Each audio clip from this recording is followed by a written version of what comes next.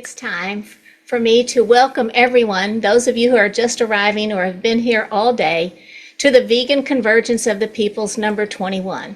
I'm Rebecca Allen, and I am thrilled to be your host and to introduce to you Jane Velez-Mitchell. She's the founder and director of Unchained TV, a nonprofit digital news network focusing on animal rights and the vegan, compassionate lifestyle. Jane has won many awards for her reporting on animal issues and has produced 2 award-winning documentaries. For 6 years, Jane has hosted her own show on CNN, Headline News. Before that, she was a news anchor and reporter in Los Angeles and in New York. Jane Velez-Mitchell is the author of 4 books, and her topic is countering big meat's media narrative. Jane Velez-Mitchell, welcome.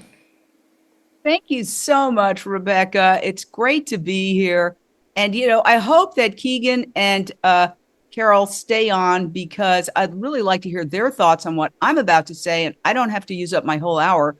I think it'd be better to even have a dialogue because I hate to be a Debbie Downer listening to all these positive proclamations. What I was going to talk about and still do want to talk about is the media war against veganism that is ongoing. So I'm going to share this little PowerPoint that I put together. And again, let's have a conversation about it. I'm just going to keep it on this level as opposed to full screen so I don't lose all my ability to jump around. So countering the misinformation PR war against veganism, we have the power if we use a unified voice and strength in numbers. Right now, I don't think we're using a unified voice and strength in numbers. So maybe today is the day that we can start turning that around. And I'd also love to hear from Dr. Rao on this because he has such great, I think, vision where he can see the big picture. Now, mind you, I've been in mainstream media. I was in mainstream media, as you mentioned, for more than 30 years. So I know a little bit about how it works. And I'm alarmed by the negative media reporting that we're seeing today. This article is more than a year old, and I keep that in there because, it's been going on for quite a while now, and we have not responded as a movement, as a community. This is a Guardian article, Inside Big Beef's Climate Messaging Machine, Confuse, Defend, and Downplay. A Masters of Beef Advocacy program teaches scientific-sounding arguments on cattle's sustainability in an all-out public relations war by Joe Fassler. The U.S. beef industry is creating an army of influencers and citizen activists to help amplify a message that will be key to its future success, that you shouldn't be too worried about the growing attention around the environmental impacts of its production. And it's worth it to go into a little bit of detail here because he really lays it out. It definitely does not want you to read scientific papers showing wealthy nations must reduce meat consumption to keep below the average global temperature rise of 2°C, a threshold to stop systems collapse, mass extinctions, fatal heat waves, drought and famine, water shortages in flooded cities. I know about these industry priorities as I am one, this is the writer, of more than 21,000 graduates of a free by admission only online training course created by the U.S. beef industry called Masters of Beef Advocacy Program, MBA. The course is a creation of the National Cattlemen's Beef Association, NCBA, the beef industry's main lobby group. And on completing it, I can tell you, you don't actually get a master's degree despite its name. What you get is multiple misleading but scientific sounding narratives about beef industry sustainability and repeated appeals for students to engage proactively with consumers online and offline about environmental topics. Via a private Facebook group for graduates, the NCBA also distributes infographics and industry talking points to deploy an online conversation. So now, these are headlines just from the last couple of weeks. I could spend the entire time just reading off negative headlines for the next half an hour. Meat is back on plates and in politics. After years in which plant-based was the mantra, meat once again dominates the national conversation about dinner. That was in the New York Times with a photo I can't include because you can't include photos that you didn't take yourself or that you own, with a big, giant United States of America in the form of a steak. That's the New York Times. Okay, now I have a subscription to the New York Times. If I say one thing, we've got 49 people on here. If every single person on here had a subscription to the New York Times and went on and commented immediately, which I did, and I got 48 recommends, which is good. So there's one thing. If folks are taking notes, get a subscription to the New York Times. No, it's not super cheap, but it's worth it. It is the paper that everybody reads, everybody who's important, except maybe some very important people right now might not read the New York Times, but you know what I'm talking about. It is the paper of record. We need to counteract when something's in the New York Times, it's really bad. If it's an article like this, we need to counteract it. So if 49 people wrote comments immediately counteracting that, that would be very powerful. So make a note to do that, please. It's worth it. It's absolutely worth it. Then new research is bad for vegans, even if you eat plant-based program. That was in the New York Protein. That was in the New York Post. Now, the New York Post, owned by Rupert Murdoch, obviously very conservative leaning. That is not so shocking as to have the New York Times do it, but it's still bad. Then you have the BBC Science reporting even protein-rich vegan diets may fall short on key nutrients, studies suggest. This is not good, people. Okay? So let me just give my opinion, and I would love to hear from yours. Get your opinion. Here's the way I see it. We need to respond, and we need to respond now. And we need a coordinated campaign now. We need to respond to every single article. We need to challenge the misinformation.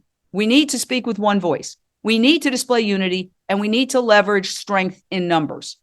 This is the key, in my opinion. Now, a great activist and a dear friend of mine, Donnie Moss of theirturn.net, has been responding to each and every article on X.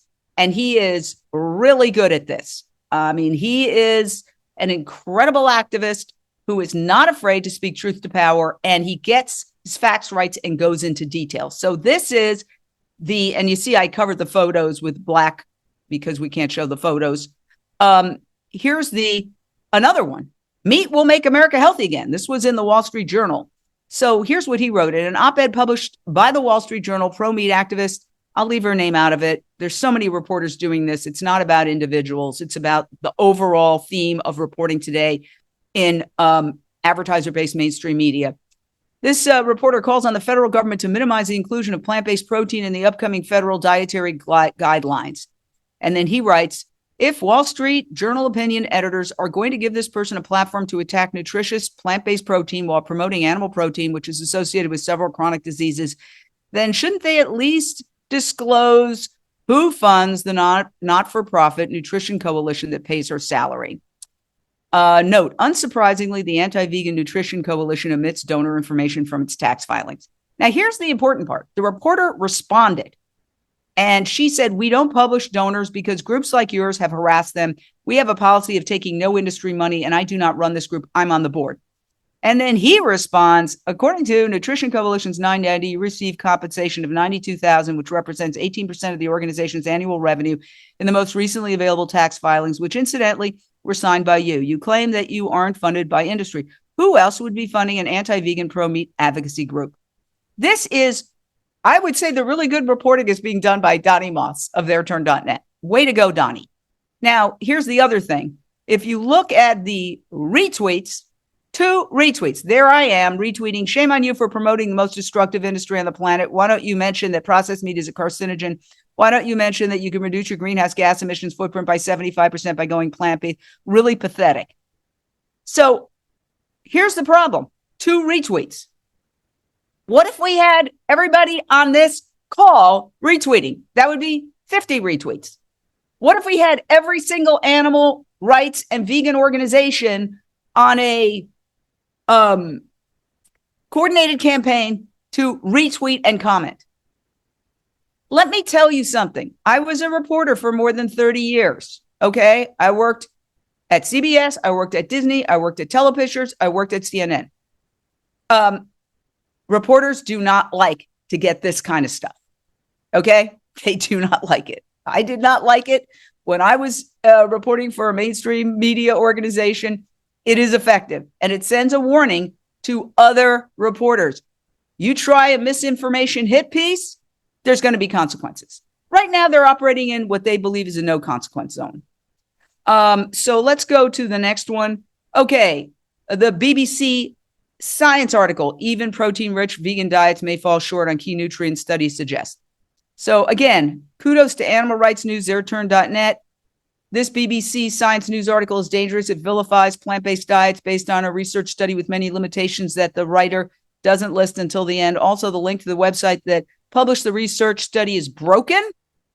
Found that, and he pointed out the study does not appear to be there. The vast majority of people who see this title read the first few paragraphs and will undoubtedly draw the false conclusion that vegan diets are suboptimal. Is this journalism or an anti-vegan propaganda? And he goes further. He again uses X to put out a tweet that the reporter responds to. And this is the most important point. The reporter has seen this article, and he says, apologies for the broken link. That should be fixed now. As for the rest, this article is only 400 words long, 200 of which discuss the study's limitations and how to get correct amino acids from the vegan diet. P.S. I'm a vegan. Well, you know we're in trouble when vegans are writing articles like this. That's all I can say. And Animal Rights News says, thank you for responding. 2 points. If 50% of the article is dedicated to limitations of the study, then might it not be newsworthy and potentially harmful given how destructive animal agriculture is to our health, the planet, and the animals? If my assumption is correct that the majority of people who come across the article will only read the title and perhaps the first couple of paragraphs, then won't their takeaway message be that a plant-based diet is inadequate when in fact many studies show that it's healthier than diets that include animals and their byproducts? So there you go. This is the entire, I'm going to end this particular share. And, you know, it could even open it up for comments and questions now.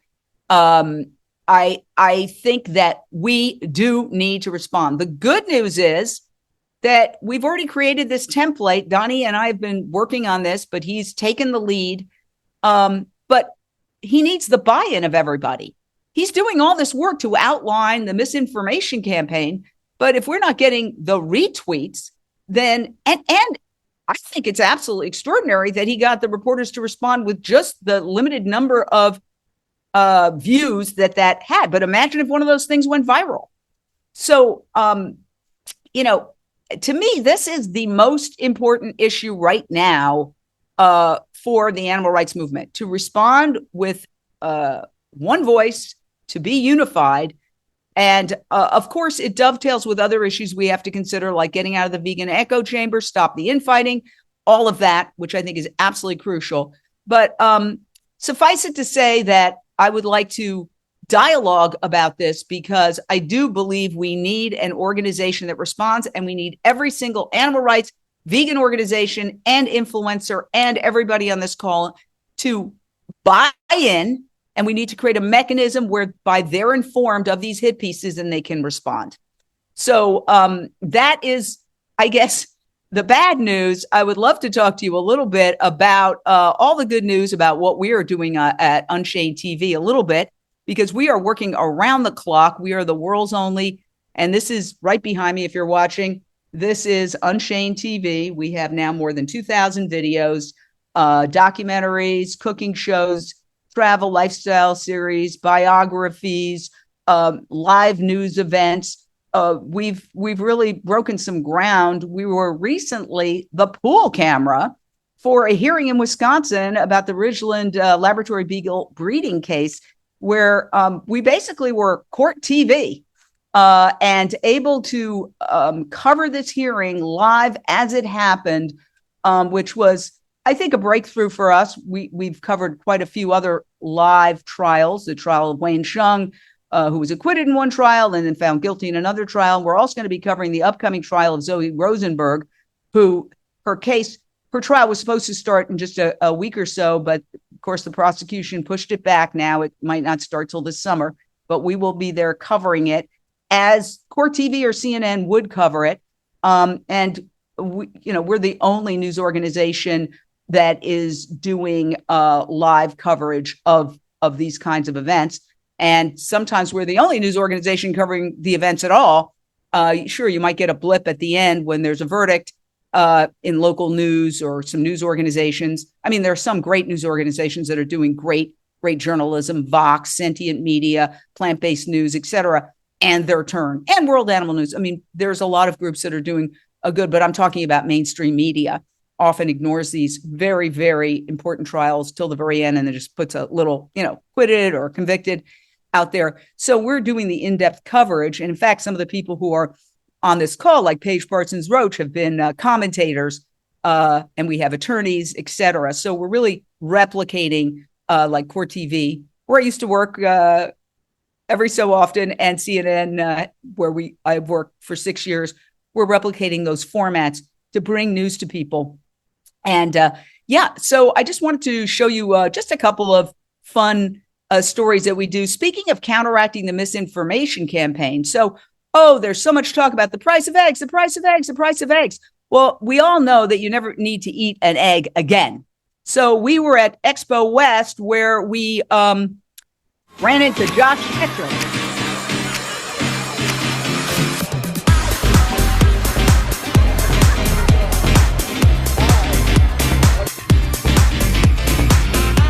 It's billed as the world's premier event showcasing healthy lifestyle products, and it's proof that the vegan movement is alive and growing fast. I think it is getting better because people are getting more options, and it is easier for us if we would like an option whenever we go vegan. One of the most popular booths here at Natural Products Expo West at the Anaheim Convention Center in Orange County, California, is the Just Egg booth.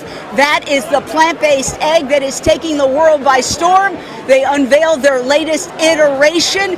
It looks like eggs, it tastes like chicken eggs, but it has the added advantage of being 100% cholesterol-free and available in this time of tremendous egg shortage. We launched our latest version of Just Egg. It's called V6, and it is an improved texture, flavor. It's the most egg-like Just Egg we've ever made. And our chef, Chris Jones, is making omelets behind me. He's a Michelin star chef. We are in a world in which there are no chicken eggs left, so it's good for the plant-based egg. Josh Tetrick is the creator of Just Egg.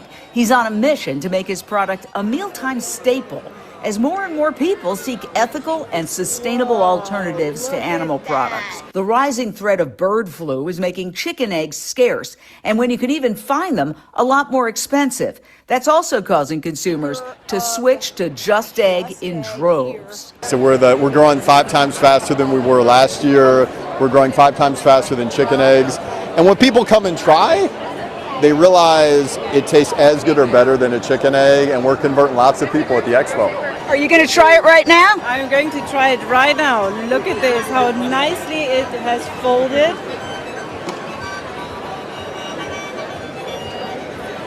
So delicious. I haven't had it in years, and it's getting better every time. Just Egg's loyal fan base is raving about this latest version. I think it's a great alternative, and I think the end of the cheap chicken egg is very close, so I see a great future for this product. For longtime vegans, new converts, and the merely veg curious, alternatives like Just Egg are increasingly the obvious, sensible choice. You've been vegan for how long? No, I was vegetarian for the first 30 years. Okay, and then I found out that you can do without eggs, without dairy.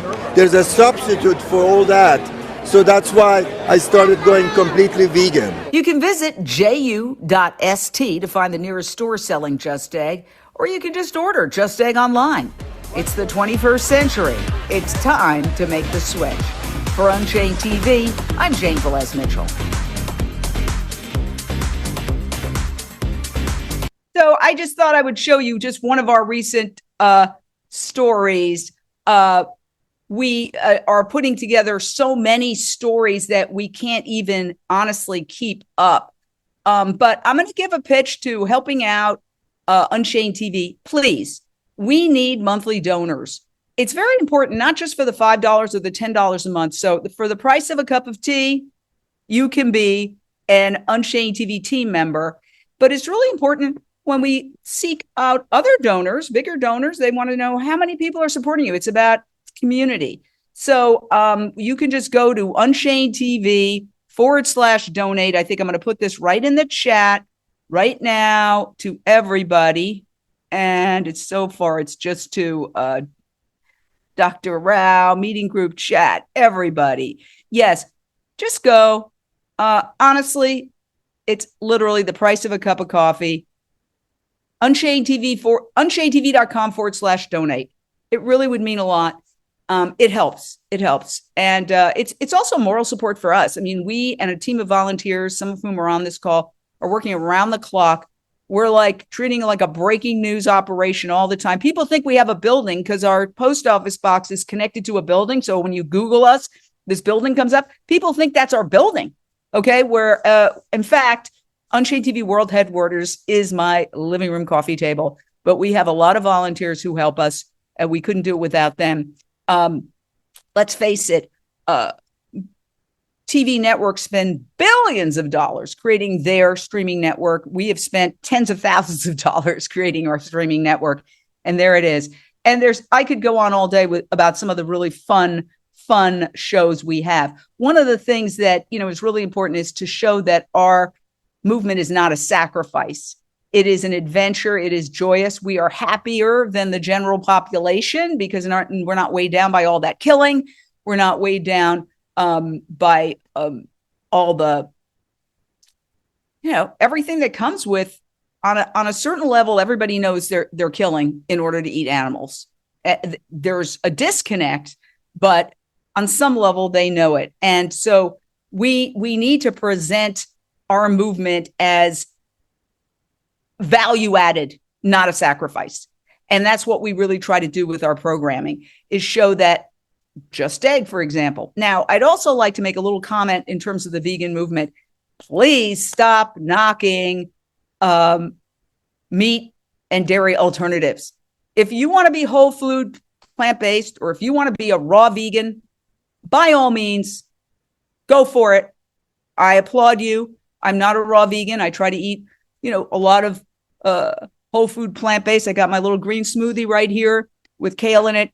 But do not knock vegan alternatives, like, for example, Beyond Meat. In fact, when I did an interview, when we have a whole mini doc on Beyond Meat streaming on Unchained TV, I could show you a little bit of it. He said, yes, it was the incumbent industry, but it was also, he implied in a very nice way, I'm not putting anything on him, he's an amazing guy, but he also implied that criticism from the purists in the vegan community hurt Beyond Meat. So I hear it all the time from people. Well, don't eat that. If you eat it, don't eat it. But if you asked a cow, hey, would you prefer people keep their mouths shut about veggie burgers, or would you prefer people, castigate veggie burgers because they're not an entire whole food, even though they're mushed up peas and various other veggies that are just put in a patty? The cow would say, yes, please don't kill me. Encourage people to eat these alternatives. So I think it's really important when we're talking about what we can do to counteract the mainstream media misinformation campaign. We need to come up with a campaign, which we have, but we just need buy-in to respond to misinformation in mainstream media. We need to speak with a unified voice. We also need to burst out of the vegan echo chamber, and we also need to stop the infighting. And we also need, as sort of a cousin of the infighting, to stop critiquing companies that are vegan that we don't particularly find to be our first choice. Please stop that, because that has been very detrimental. And I hear it all the time. So it's not like, well, no, nobody does that. Yes, they do. And it's sort of like a point of pride. Well, I don't eat that. No, if you don't want to eat it, fine. But and I think maybe I should show the Beyond Meat video, because the fact is that the new Beyond Meat product has just been endorsed by the American Cancer Association, I believe. I can give you the exact organizations. And this is a great thing. You get to see how it works here. You just put in Beyond Meat, and there you go on our streaming network. Look how many Beyond Meat products come up and videos come up, a lot. So we can just look at this one right now. Let me know if you can We want to become hear it? the next great Yes, we global can. protein company. And if my hope and my prayer every day for Beyond Meat is that we help more life today than we did yesterday, and we'll help more tomorrow than we did today. And by life, I mean human health, I mean animals, I mean this earth. There's so much that we can do by taking protein directly from plants versus running plants to an animal. And we're just getting started. It caramelizes and browns in a pan just like animal beef. It's like gonna blow your mind. We're here outside the world headquarters of Beyond Meat, one of the most innovative and important companies on the planet. Fasten your seatbelts. You're gonna get a tour and find out why.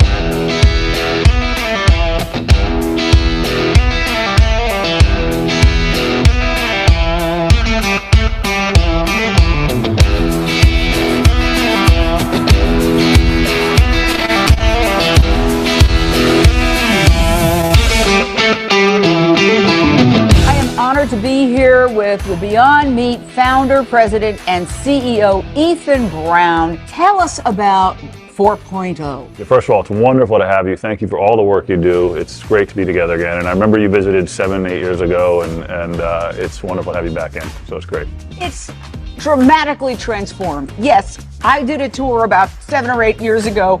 They were at a different location. It was much smaller. This is massive, and it really speaks to the power of Beyond Meat. Tell us about this newest product that's just come out. As you know, we've had this issue where we came out of the gate very successful in terms of bringing plant-based meat to a mainstream audience, right? And that generated some resistance from primarily the incumbent industry. And they started to run advertisements and campaigns suggesting there was something wrong with plant-based meat from a health perspective. Now, that never sat right with us because we do so much research. We have a program, a 5-year program with the Stanford School of Medicine and other institutions that are showing how healthful Beyond Meat is in terms of transforming certain disease states. Now, the challenge is we don't have a big megaphone to communicate that message, right? So we said, you know what do we want to do? We're going to allow iron to sharpen iron. I love that phrase that the fiercest winds make the strongest branches. If you're under attack, you can sort of complain about it, or you can just get to work. And we decided we're going to get to work. We have an unassailable argument in terms of climate and animal welfare and natural resources, all the efficiencies. But if they're going to attack health, we're just going to become healthier. And so what we decided to do was start to renovate our core portfolio.